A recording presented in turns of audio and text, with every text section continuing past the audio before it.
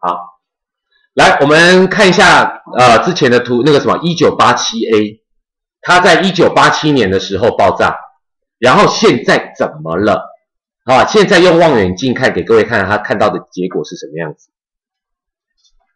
现在在图片在找哈，我顺便再找一个，因为我刚才跟各位讲到了那个 M1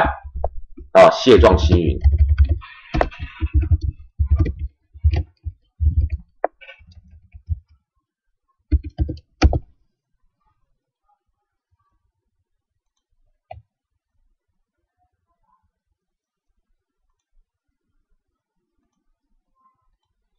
好，我们先来看一下这个。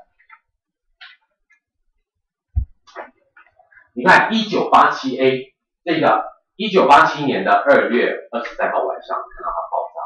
爆炸的时候，我们如果用肉眼看，或者透过望远镜看，也不过看到一颗比较亮的星星而已。可是你看哦，到了1999年1月8号，1999年，距离2年而已。它是什么？爆炸的一层，它等于说爆炸一层烟圈往外，所以就变成一个环，有没有？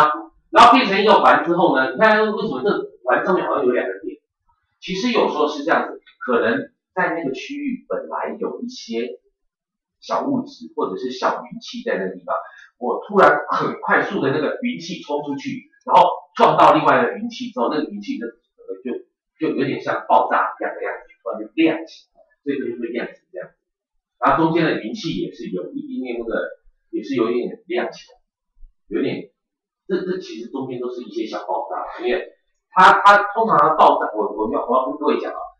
恒星它如果真的要爆炸死亡的时候，它晚期是膨胀收缩，膨胀收缩，那每一次一膨胀之后，收缩的时候就最外围的云气有点快收不进来，那外围云气会受到当时膨胀的时候，那个膨胀速度会慢慢的往外散逸，然后又收缩。再膨胀第二波的云气再膨胀出去的时候，速度又会比第一个还更快，然后到时候可能一旦追上第一个的时候，它那个速度其实还算蛮快，一追上之后就产生爆炸，就会有一种那个像这种我们拍得出一个这个像光环那种感觉这样。那假如说这个星星爆炸，那会不会影响到别的星球？会，也好像撞球一样往外。对，但是可能不至于影响到其他的星球爆炸，但是会推动。对，然后就像我觉得大家都问的问题都很不错，都很深。我举个例子哦，有时候在宇宙当中有一团很浓密的云气在那个地方，本来它都是静止的，都不太动，都静止在那里，但是很浓密。当你这边如果有一颗，当你外围有一个恒星爆炸的时候，它那个爆炸的压力，那个波一直往前，就感觉有一个压力，然后本来那个云气静止在那，突然这个压力一过来，把那个云气把它压缩了，一旦压缩，里面那个云气里面的那些分子就开始碰撞，其实碰撞之后就粘在一起了，云气就开始粘的越来越大，之后等到大到某个程度，它就开始有那个其他的云气就开始感受到这一颗的引力。就慢慢又吸过来，然后吸过来之后会导致那中间那个球体开始旋转收缩，然后等到吸了一大堆云气进来之后，够热挤得够热够重了之后，里面点燃核融合反应，就可以变成一个核心。所以我们等一下，我等一下再叫几张图给各位看啊。我们先看这个是那个1987年，你看它当时陆续几天哦。对，来我再给你看。你看这里到19，我这边刚才我没有先给各位看这一张哈。你看1987年爆炸的，1994年，对不起，刚刚我算错，1987跟1999其实差了好几年了，差了12年嘛，这里是差了1987，差了7年，你看到是这样子。你有没有看到其他中间这外围好像都是有隐约有一小个珠串，一个小个珠串的那种感觉，然后慢慢的一直往外，一直过来，你看有时候它的外围云气打到，你看本来是打到一个亮起来，然后可能又打到某些东西又亮第二个、第三个，然后越来越多珠串亮起来，有没有？到最后到了2003年的11月28号，你看好几个都等于说这区域都好几个，因为后面的冲击撞了之后产生爆炸的感觉。OK， 所以就变成像珠串一样。那个中心点也慢慢变成没有光了。你在1994年有光吗？那个是刚也好问题。来，我跟各位讲真的是一个好问题。我跟你讲恒星爆炸几种可能。如果它是单一颗恒星，直接一爆的情况，通常它原本是一个正常的恒星，它一旦爆炸之后，通常中间不会全部都爆到没有。它通常一爆的时候，只是最外围的整个爆开来，但是中间会整个往下塌陷成一颗叫做中子星，这是一种可能。其实爆炸有很多种可能。那第二种可能是刚才我在之前有在讲的，我本来是一颗已经死的一颗星，然后呢，另外我旁边还有一颗星也快死了，它的云气常常会流到我的身上来，我身上就会多重一点点。云气流到我身上，我身上就多重一点点。但是现在有个理论，原本那个死的那颗星，它是变成了一颗，它是有一个很坚硬的一个实心的那种感觉的那个死的星星。然后你东西一直留在我身上，我身上越来越重，重到某一个极限。这有些名字，我现在一讲会怕给各位太多名词有一个印度学家叫做钱卓。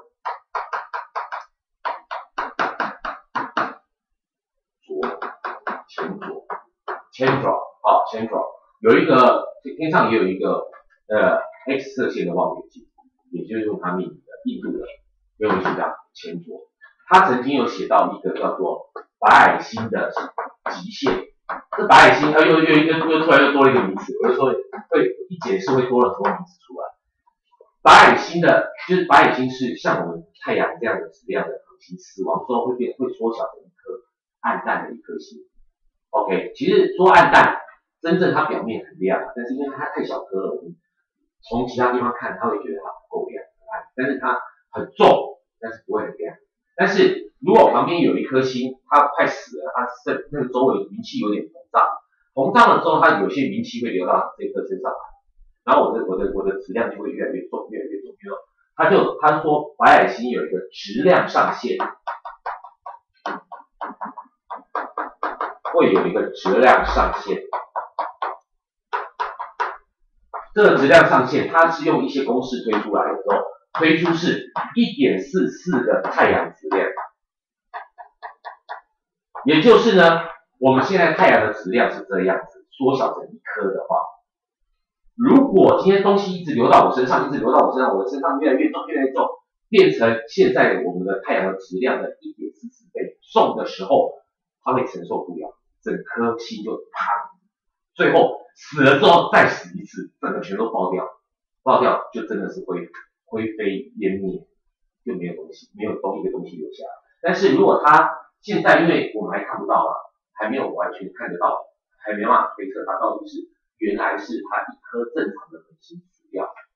还是我像刚才讲的，它本来已经死一次了，然后后来是因为外来的云气流到他身上，越累积越多，承受不了，整个爆掉。现在不知道 ，OK， 所以中间你看，没错，越来越暗淡，但是它中间会不会开始一直塌缩，最后成一颗叫做中子星 ？OK， 那你会说为什么我为什么不说它缩成白矮星？我们太阳短期是不会爆炸死掉的，默默的缩小成一颗。这种叫白矮星，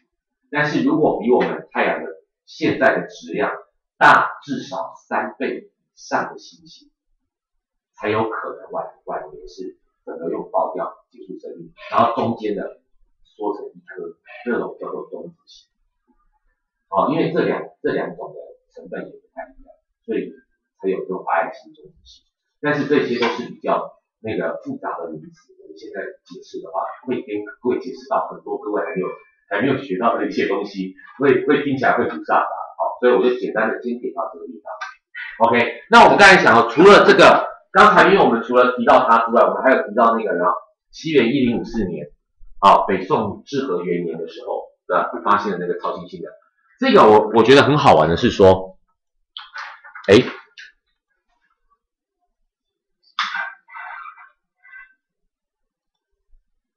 为什么跑出来是这个？我随便再点一个好了。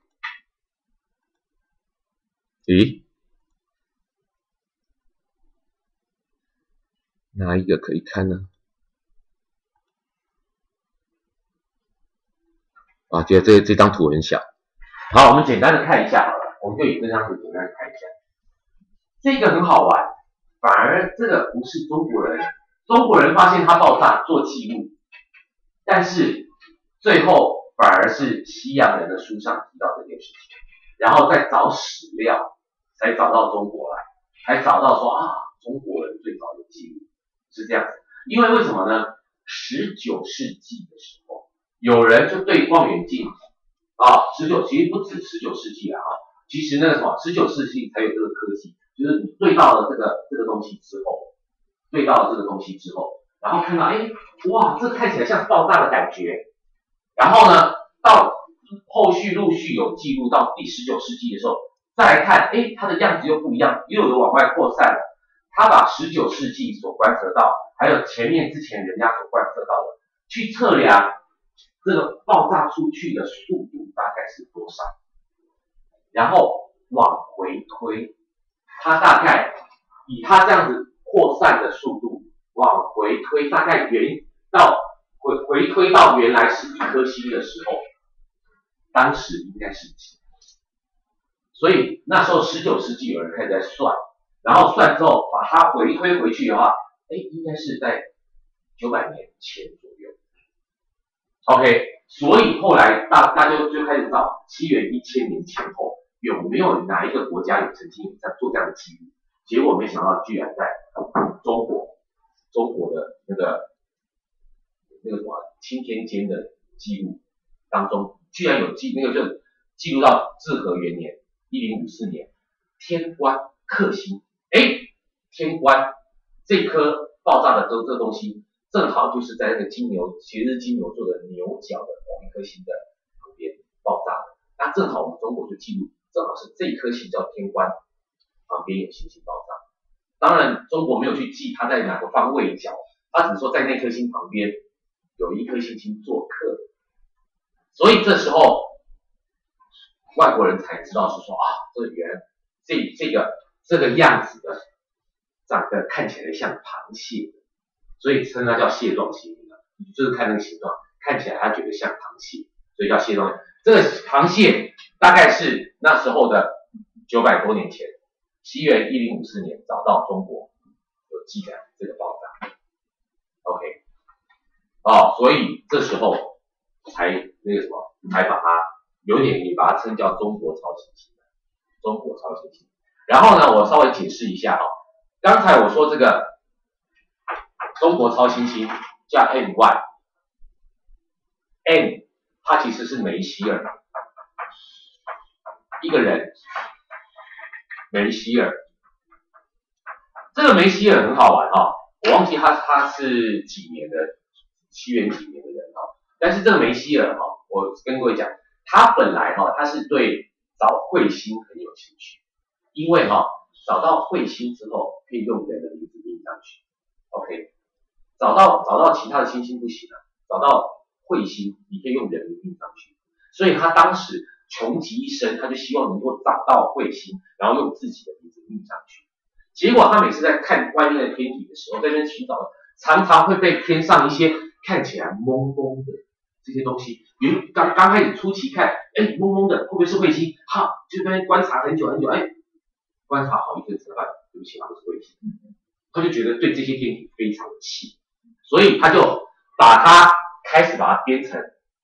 这个不要看，就是不要看的1号，不要看的2号，不要看的3号，一直编到了总共有不要看的103号。然后呢，他就发给他的好朋友，我发这张表给你们，你们不要看它，因为不要被他骗这些东西，这些东西都不是彗星。OK， 结果呢，他终其一生没有看到彗星，反而因为他编了这个新表出名的，他是历史以来第一个有把一个特殊天体编列成新表的人，所以后来就把他不要看的第一号，这个叫梅西尔M1， 梅西尔第一号，不要看的2号叫梅西尔第2号。后来事后他本来编的是103个，然后他的后续还有人再把它增补了7个进去，变成110个，所以梅西尔新表总共有110个编号。OK， 然后发掘这梅西尔新表里面的编号，发掘有哪些东西呢？有星云，还有星团，还有星系。星云、星团、星系 ，OK 像比如说呢，星团很有名的星团是什么？比如说像这个是冬天可以看得到的，这个冬天可以，所以这是蟹状星云，这是我们最有名的例子，蟹状星云 M1。然后呢，星团代表呢，金牛座的背部有一团，叫做 M45。M45 叫什么？卯宿星团。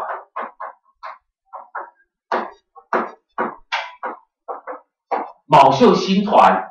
上次我们好像还没讲到我们有一款车子，日本的车子，它的 mark 是以6颗星星当符号的，各位知道是哪一款车吗？不是 Suzuki， 对，是 Subaru。其实它指的就是卯宿星团。日文的 Subaru 就是卯宿的意思。Subaru， 所以我们在那个夏威夷的山上，那个日本人建了一个直径8公尺的一个望远镜，他称这个天文台就叫做卯宿天文台，就叫 Subaru。所以各位以后只要听到那个天文台有一个叫 Subaru 的天文台，就在夏威夷的山上，是日本人做的，就是卯宿。所以我觉得很好玩。它其实卯宿，各位下次如果真的有兴趣，我们用模拟星空给各位看一下那个卯宿星团。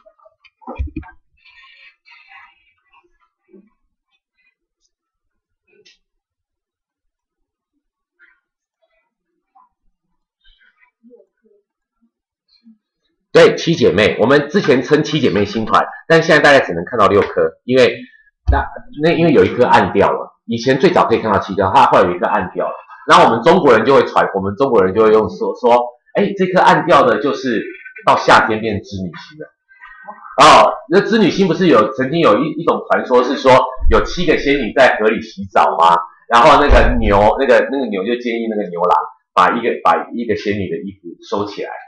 然后让她回不了天上，她就变织女这样子。所以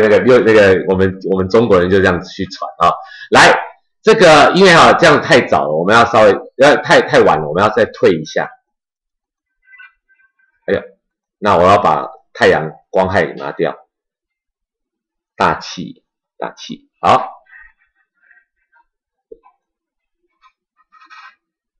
来，我给各位看金牛座因为我们冬季星空没讲到，有点可惜来，金牛座是这里，没关系，反正这个冬季星空没讲到，我们还是到时候可能某一学期会讲到了。这个金牛座的脸，这是金牛座的眼睛金牛座的脸，牛角延伸到这，另外一个牛角延伸到这一颗星就是天官。等一下再跟各位讲，等一下再点给各位看。然后牛的背在这里这牛只有前半身而已，后半没有。其实跟它的希腊神话有关系，反正它只有前半身，然后那个牛的脸、牛角，然后牛背上是不是看到一团？有没有看到一团？来，我点一下按空白键可以锁定到中间，再放大。你各位想象那个 Subaru 的那个标志像不像？我再用 Google 给各位找看好了，比对一下。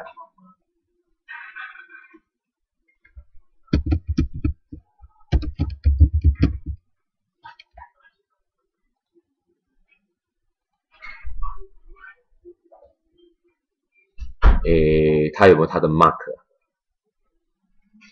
我们直接导斯巴鲁，然后 mark 好了。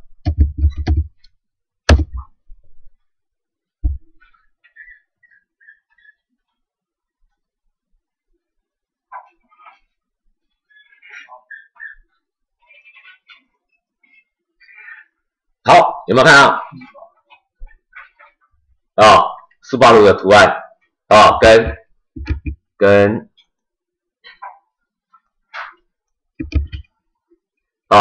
比较亮的大概是这一颗，然后另外5颗 ，OK 斯巴鲁星团就这个，所以各位如果有兴趣，你只要知道那个梅希尔星表，或者各位可以用搜寻的，这里搜寻比如说你打 M45 Enter， 它就定到这里，而且把它定到中间了，卯宿星团把它放大，用滚轮它就可以放大，滚轮也可以缩小。然后呢，我们再来看，我说 M1 在哪里呢？金牛的脸过来这一颗星叫天官，然后它在上面一点点这里，我们慢慢把它打从这一点慢慢往上这里，给各位看非常的隐秘。有时候真的就无意间你那个对到那边去看的，在这里有没有点了？蟹状星云，来我按空白键，放大，有没有？蟹状星云，所以那个有兴趣各位都可以看，比如说你就用搜寻的，随便打一个，比如说 M7， 然后跑到地平面下，我把地面拿掉，它就跑到这里M7 是一个星团，疏散星团他就看到一团星星在这里，就这样子 ，OK 所以各位如果有兴趣的话你是可以去一一的去找看你可不可以找得到然后或者是你要看哪个季节可以看到哪些星团然后通常那个透过望远镜我们不会看到这么漂亮，我们先跳到45好了。你如果透过望远镜不会看到，各位有隐约看到它好像有点蓝色的感觉，有没有？蓝色的，但是如果你透过望远镜用眼睛看的话，看不出蓝色的感觉。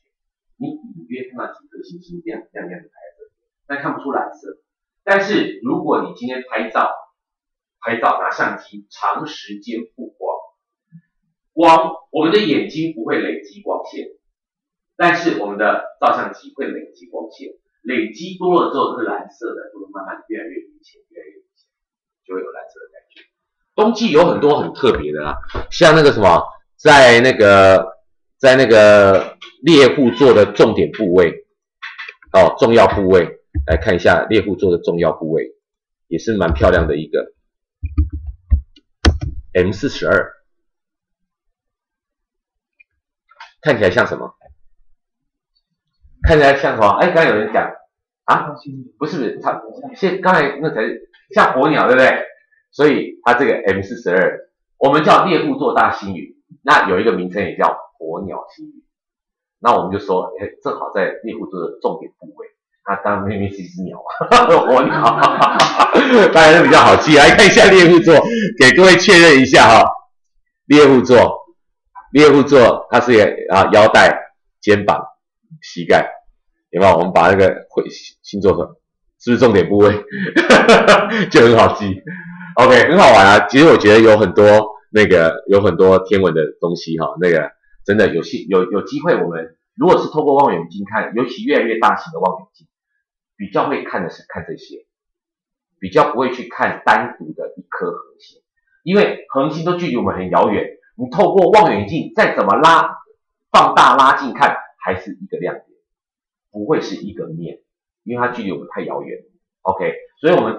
通常望远镜，只要当然不是做研究用的啦我们一般的望远镜可能就会对刚才讲月亮、太阳然后另外行星或者是双星或者是星云、星团、星系。像我这边再给各位看一个，我刚才说这边还有一个我还没讲到星系，我们最代表的就是刚才有讲到。仙女座大星系 M31啊，就是刚刚我不是放在投影片里面的那一张那个银河系吗？所以给各位看，它在仙女座里面 M31 Enter， 好，放大，有没有看到？有没有？是不是刚才放大就是我们刚才的图？它有一个特征，仙女座大星系，以后你只要看图片，你说不定一眼你就可以马上说这个是仙女座大星系。为什么呢？仙女座大星系除了这个，它还有一个伴星系，陪伴的伴，伴星系在它这里，这一颗 M33，哎 M110啊，对不起，还是 M33这个啊32，反正3233好像都在这附近的样子，然后。这个是等于说编号110，梅西尔编号110。OK 啊，这边有一个 M32，有没有？31、31、32，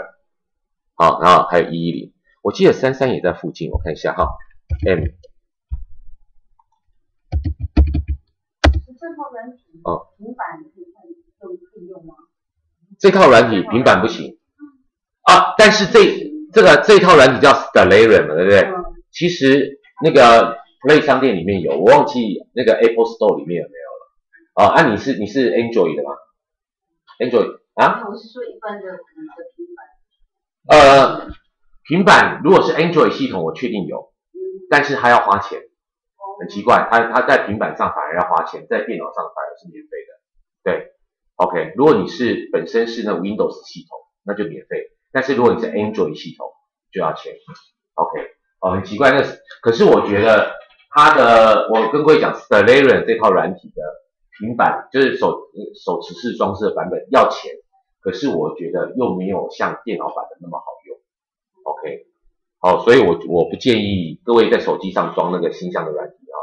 手机就不要装 Stellarium， 就装那个 Google Sky 或者是那个我说在 Apple Store 上，Apple Store 上就是找 Go Sky Watch，Go Go 嘛 ，Sky。天空 SKY， 然后 Watch 观看 WATCH， 好 Go Sky Watch， 哦，可是Go Sky Watch iPhone 上要钱，iPad 上不用钱，很奇怪，同样都是 iOS 系统的。OK， 好，所以各位有兴趣，这一套模拟软体真的很不错，各位有兴趣的话，可以去把它下载来看一下，啊，我觉得还不错。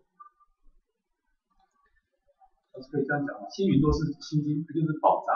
所以它很多都是红色，大部分都是红色、紫色的。等一下，哦，又问到超深的问题哦，不错，很好。我跟你讲，红色不是在它，如果你看到像刚才你看到那个什么火鸟星云嘛，哈，火鸟星云它为什么是红色的？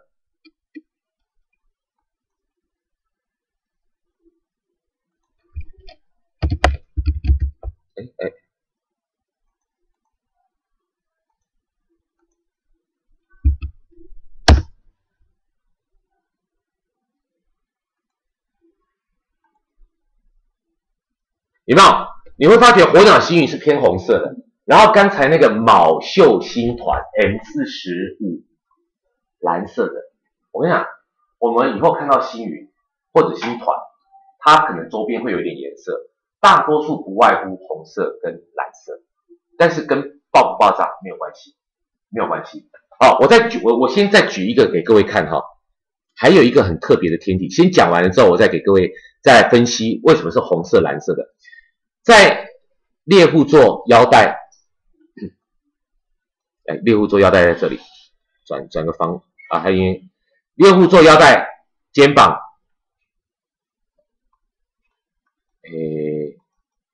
这样转不正，有点麻烦。我们习惯看的啦哈，猎户的肩膀、腰带、膝盖，有没有？腰带3颗星的第一颗，这里叫生宿1、生宿2。生宿3啊，这个叫生宿1。来，你给各位看哦，生宿1的下方这里，我慢慢放大给各位看啊。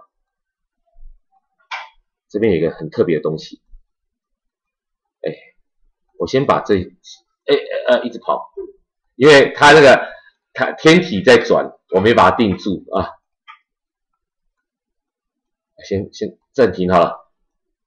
好，你看仔细看这里哦，我慢慢放大。再慢慢放大，各位看到什么？像什么？不是这个像什么？嘿，像一个码头，它就叫做马头星云。嘿，很特别。可是哈，这边我要先跟各位讲一下哈，我先讲这个的成因是什么，然后我再慢慢分析。你看，我觉得这像倒过来一个码头。其实这个码头哈，是一团云摆在前头，但是后面发亮的，衬托出前面的暗出来，所以这个码头星云才呈现出来。但是如果你说它是红的，就是爆炸的，难道它后面有星星整个爆炸之后衬托出前面的呢？但是你发现后面没有爆炸，那为什么会有红的？那为什么有些星体看到它周围是蓝的？我简单的先讲一个名词，这个只要各位看到是红的，哎，像这边附近不是有一点蓝的吗？哈，红的通常代表它是发射星云，发射星云。蓝的通常有点就是蓝的外围的云气，如果外围的云气产生像蓝的，代表是反射星云。反射星云，那什么叫发射星云？什么叫反射星云？这讲起来有点复杂。像那个什么，我们的原子，我们一个原子外面都有电子在绕，通常最外围的电子是比较自由的电子，然后当如果有一个外来的那个能量打进到这个原子的时候，通常会比较会有反应的是在外面的自由电子，它接受了能量之后会要升一个什么能阶，然后要升能阶之后，它是不稳定的，再跳回到它最原先基本的能接受，它就会放出光来，放出光，它就是主动的发射这个亮光出去，那就叫做发射星云。那反射只是今天人家发亮照到我身上，然后反射出去的光，会有点偏泽的颜色，就出现是蓝色的这种反射星云。跟温度有一点关系，因为如果你的温度比较高的时候，比较有可能会四周你的有能量够高，你也会去你那个什么某些能量会容易往外散，去达到某一个另外的那个原子外围的自由电子一样，它自由电子又要升一个能阶，又不稳定，又会掉下来，又会再放出光，就容易放出光，所以就会有红色的感觉。那反射的话，我也是本来暗淡的在这里，只是外面比较亮、比较热、比较亮，哎，打到我只是反射没亮，所以通常那个温度也比较低，这样了解吗？讲比较，我都比较简单的去讲，我们没办法讲太难的，因为这是牵扯到有些物理的那个粒子方面的东西了，那讲起来有点复杂，所以各位稍微知道一下，为什么有的是蓝光，有的是红光，其实跟它爆炸没有关系，跟它是不是爆炸不太有关系。好，所以真的这些有些天体但是我跟各位讲像这种马头星云这种天体啊，基本上你想要说，我以后下次去天文馆，我可不可以请天文馆帮我把望远镜调到那里，我要看？对不起，他看不到，它除非是更大型的望远镜，研究用的更大型，而且要长时间曝光很久，才能够拍得下它。OK， 因为它有一个特别编号这个马头星云，我看它这边有没有写出来，叫 IC434的样子。点不到，我用这边去找。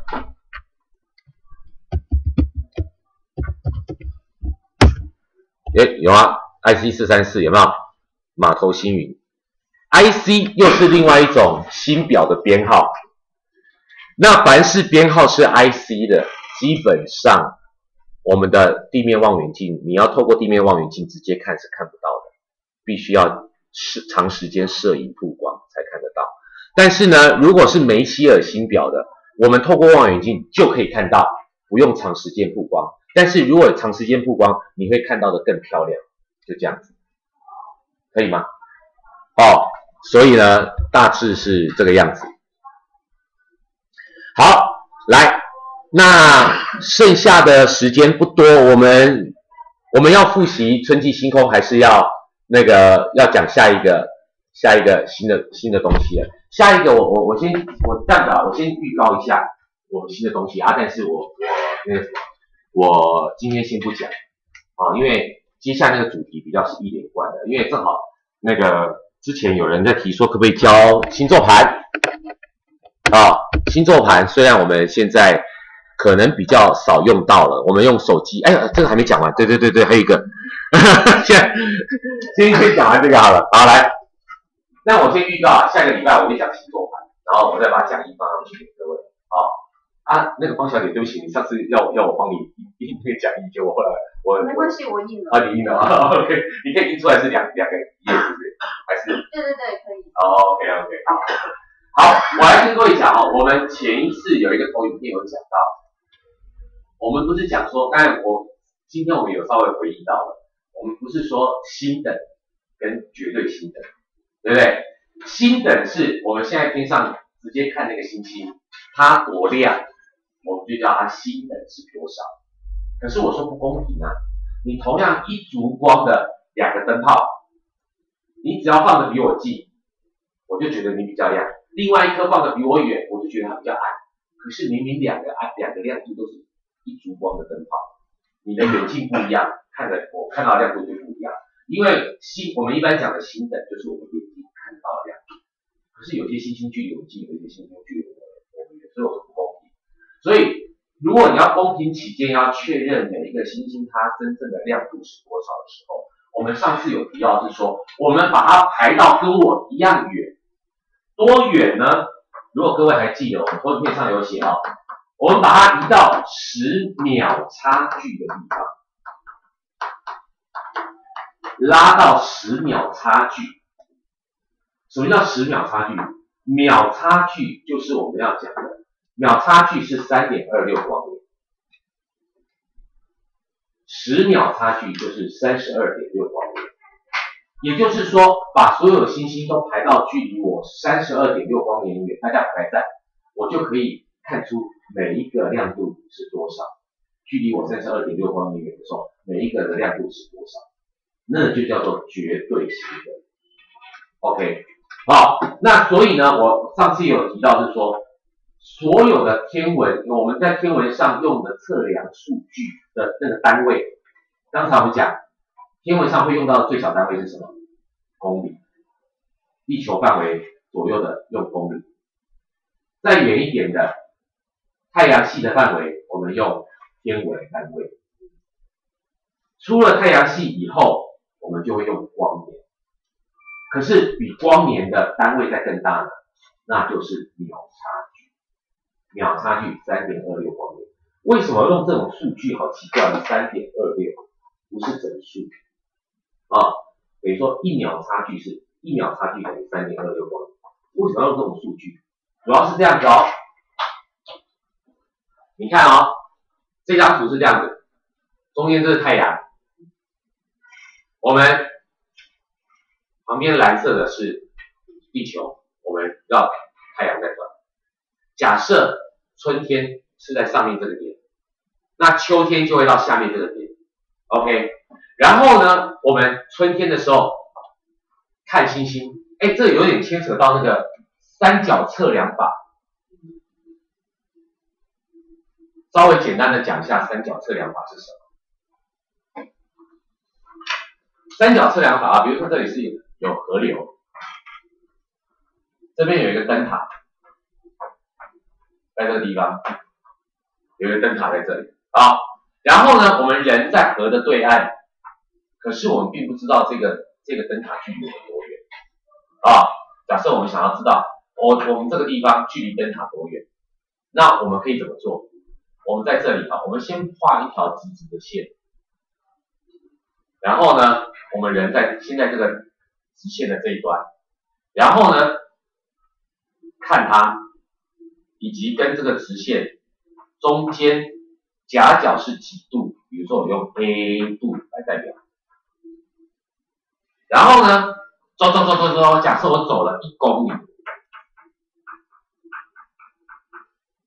接下来到这个点，我再把线量过去，这一条线跟原来我走过的这条线的夹角是几度？假设叫 B 度。那请问这个度数也是不是知道了？三角形三个角加起来是180度，我知道两个角的度数，我是不是也知道这个度数了？三角形你只要知道两个角的度数，以及它夹的这条边的长度，那其实整个三角形的资讯我们就会知道了，因为你可以这样子啊，你可以去算垂直，然后呢，你可以怎么算呢？这个算起来，这是1，假设这边是 x， 长度是 x， 那这边就是1减 x，1公里减 x 嘛，哈，1减 x， 然后你就可以用这边到这边，有一点是那个三角函数，我 tangent a 度就会等于 x， 然后这边长度我们假设叫 y。OK，tangent a 度，这个 a 度我们知道，我们计算机就可以算，这个知道，但是现在 x 不知道 ，y 不知道。那另外呢，这边也是一样 ，tangent b 度就等于这底下是1减 x， 这里是 y， 有两个式子，两个未知数，我们叫做2元一次方程式，就可以算出 x 跟 y。你就可以知道这里的距离是多少 ，x 是多少，1减 x 是多少，这叫三角测量法。OK， 好，所以呢，三角测量法一样，我们看一下刚才这个投影片，太阳，然后地球绕着太阳转，所以今天春天的时候，我们把绕行太阳的这一直线，等于说我们地球往太阳看，跟地球往那颗星星看，中间的夹角是几度？我们可以算出来。哦，那很精确，你要拿一个量角器去算啊，那很精确。当然，真正用量角器还不精确，它其实是有一个比较侦测比较精确的仪器可以算这个角度。然后呢，秋天到了太阳的另外一边了，这时候一样看太阳跟看那颗星星中间几度，是不是就知道了？两个角度知道，这边的角度靠近星星的这边的角度也就知道了，对不对？现在问题来了，你只要这边的角度，你看这边角度我们还把它切一半，上面是一个 P 度，下面是一个 P 度。如果你让这个 P 度达到了1个角秒，1个角秒是多少？我们比如说东方地平到西方地平是180度，我们把1度再切割成60等份，那每一个等份就叫做1个角分。1个角分就是通常写法是1，然后上面有一撇，叫1个角分。然后1个角分再把它切割成60个等份，每一个等份就叫做1个角秒。OK， 所以1个角秒，这里1个角秒，也就是呢，你画成数学式 ，tangent 的1个角秒，你可以按计算机的哈，到时候有兴趣可以按计算，但是计算机通常不是用度数来放，是要用什么精度啊来写的，那这个在另当别论。tangent 1秒其实可以算得出来，对不对？数学式可以算。然后呢 ，tangent 这里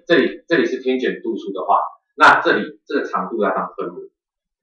那地球的半径，地球半径是多少？我们用 1AU，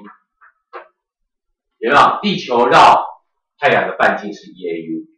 那底下不知道，所以各位下次找机会 tangent 1秒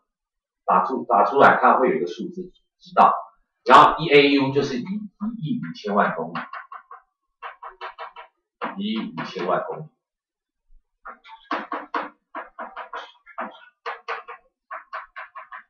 OK，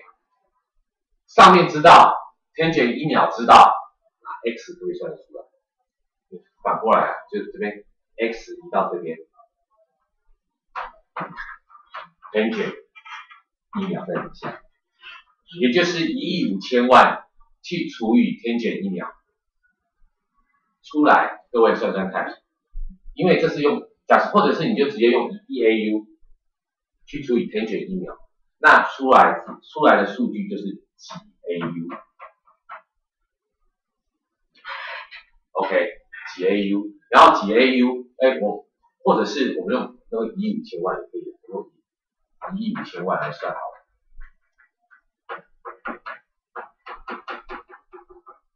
好，公里，我们单位是公里啊，15000万公里，你今天算出来 x 就会很长的一段数字的什么公里？那我们那个投影片之前有讲，一个光年等于9兆5000亿公里，所以你只要这边再除以9兆5000亿公里，出来就会是等于几光年，答案就会是3.26光年，就这样子。OK， 有点难啦哈，但是只是。各位不用花太多时间去记忆那怎么算，因为我就说那个时候很难。各位只要简单的稍微知道它的原理，就是其实是地球绕着太阳的半年之间，分别去看那颗星，然后让那颗星这边的仰角，这边的角度，其实这个角度到达2秒，因为它还要除以2。只要这边的角度是2秒的话，那颗星距离我们就是3.26光。那3.26光年，我们就把它称为叫做1个秒差距。OK， 如果说在这些东西就讲的觉得太复杂记不住，我们就只要背几个关键字。我说公里嘛，知道1AU 就是15000万公里，1光年就是9兆5000亿公里，然后1个秒差距就是3.26光年，就这样子。各位只要记住这些名词的解释，其实后面的太难的那种算式不要去算，就只要稍微知道这些东西。那它的数字，那它的英文叫 parsec， 它其实 SECOND 的缩写second 秒，那 parsec 就秒差距。如果各位有看到，所以光年还记不记得光年它的缩写叫什么？光年的英文是什么？Light year， 对 ，light year， light year， 所以呢，它的那个光年就是 ly， 缩写就是 ly，OK， 然后那个天文单位缩写叫做 AU， 它就是 astronomical unit， astronomical unit， 就是天文单位 ，OK， 好。那我先跟各位预告，就是说我们下个礼拜就会讲那个星座盘，但是我们不一定要有实际的星座盘，我们讲一些星座盘的概念。真的有用星座盘，你要怎么调？那说不定我会带几个星座盘来，那我们到时候也可以简易的给大家试试看。然后讲一下星座盘的概念之后，也会讲一些很有趣的一些东西，因为星座盘就会牵扯到，我会跟各位讲一点比较有趣的，就是那个之前有跟各位提到的那个4象。东方苍龙、满方朱雀、西方白虎、北方玄武，然后也会慢慢讲到有一点五行，讲到五行、五色、五脏然后怎么对应，然后有一些东西我那时候有一些有趣的资料，甚至也跟各位在下一个给各位卖个关子，各位有没有听说过买东西